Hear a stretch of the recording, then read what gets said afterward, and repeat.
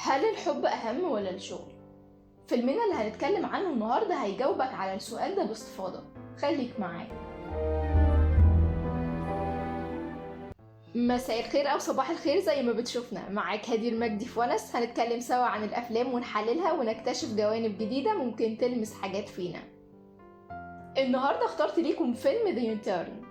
بيتكلم الفيلم عن عمنا بن، راجل عنده 70 سنة، مراته ماتت من 3 سنين ونص وخرج على المعاش وبقى لا شغلة ولا مشغلة.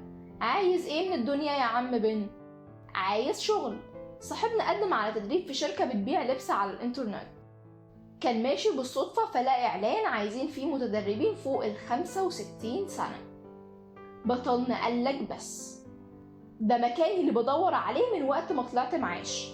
انا كان عاجبني الصرمحة واللف والدوران وسافرت ولفيت العالم بعد التقاعد، بس ده مش هيمنع احساس الوحدة اللي بحسه لما برجع البيت بعد غياب.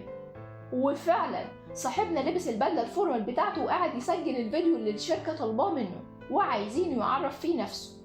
وبين ما توصاش وقال كل اللي نفسه فيه في الفيديو، وانه كان مشرف على طباعة كتب دليل الهواتف وقبلها كان نائب مدير مبيعات، ودول الشغلانتين اللي اشتغلهم على مدار حياته. وحكى عن حياته باختصار، وفعلا بيروح عشان يعمل المقابلات مع كذا موظف هناك وبيتقبل. لا وكمان هيكون تدريبه مع المديرة. يا سعدك يا هناك يا عم بن. بس صاحبنا بيقابلها في اول يوم وبيطلع من حظه الاسود انه وقع معاها. بتكلمه من تحت لتحت كده وبتقول له مش هيكون في شغل كتير ليك هنا، انت اتعينت بشكل اعتباري كده وخلاص، فالمجال الفني والتسويق هيكون مناسب ليك اكتر من معايا، فلو طلبت منهم نقلك هننفذ طلبك، الشغل معايا مش ممتع. فبن قال لها انا جاي هنا عشان اتعلم عن العالم بتاعك واقدم المساعدة، ورفض انه يتم نقله. فقالت له جولز طيب خليك بقى، ولما يكون متاح شغل معايا يناسبك هبلغك، تابع الايميل بتاعك. وعدت ايام وليالي ولسه صاحبنا قاعد مستني رسالة من المديرة بتاعته. كل شوية يفتح الايميل ما يلاقيش حاجة.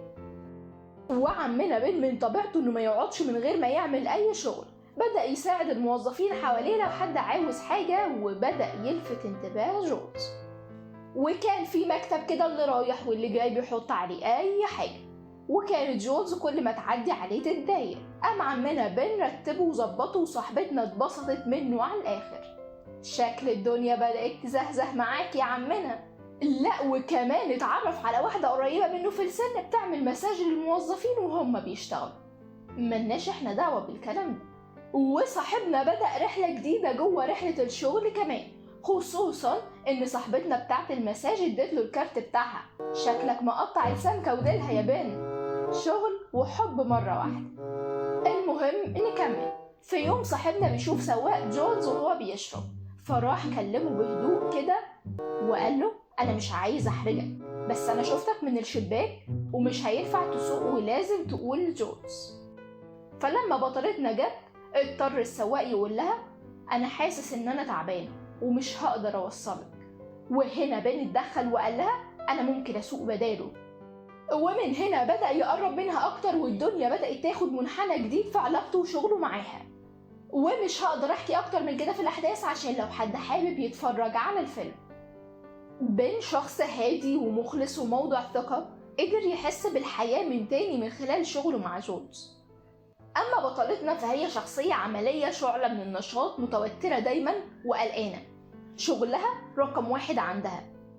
هي كانت رافضة وجود بين الأول علشان علاقتها المعقدة مع باباها ومامتها، دايما بيعلقوا عليها، ولقيت بين في الأول بياخد باله من أدق التفاصيل.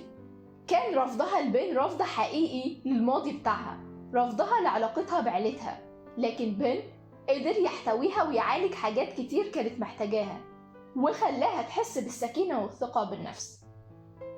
بدأ الفيلم بمقولة على لسان البطل، وهي جملة قالها فرويد: الحب والعمل والعمل والحب هذان هما الأهم. وده الأساس اللي بيدور عليه الفيلم كله.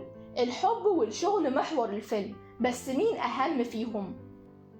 الفيلم بيقولك انت مش مضطر تضحي بحاجة عشان حاجة تانية، الاتنين حق من حقوقك اللي المفروض تفضل متمسك بيهم للنهاية. من حقك تحب ويكون الشخص اللي معاك مقدرك ومحترمك ومخلص ليك، وفي الوقت نفسه من حقك انك تشتغل كمان وتنجح وتحقق انجازات في كاريرك، سواء كنت راجل او كنت ست. انت مش مضطر انك تسأل نفسك ايه الاهم فيهم، لان الاتنين مهمين بنفس القدر والكيفية. وفي اقتباس من الفيلم بيقول انت لا تخطئ ابدا حين تقوم بالصواب. معناه هنا من خلال الفيلم انه طالما انت حاسس انك بتتصرف صح، اوعى تشك في نفسك حتى لو في عواقب انت مش حاببها. بس في المجمل عندي تعليق على اساس الاقتباس ده، انه احيانا الصح والغلط ما بيكونوش واضحين. معرفتنا للصواب بتحتاج طريق طويل، فاكتشفنا اننا لم نخطئ بيكون متأخر. واخيرا الفيلم جميل وهادي لو حابب تتفرج عليه. وبكده خلصت حلقتنا، وده كان وناسنا النهارده. لو المحتوى ده بيشدك اشترك في القناه علشان عندي تحليلات اعمق جايه. لو تحب نكبر مجتمع بيحلل الافلام والمسلسلات بعمق نفسي مختلف، وشاركنا برايك عن الفيلم في الكومنتات لو اتفرجت عليه، واكتبوا لي حابين المره الجايه نتكلم عن اي فيلم. انا هدير مجدي وده وناس.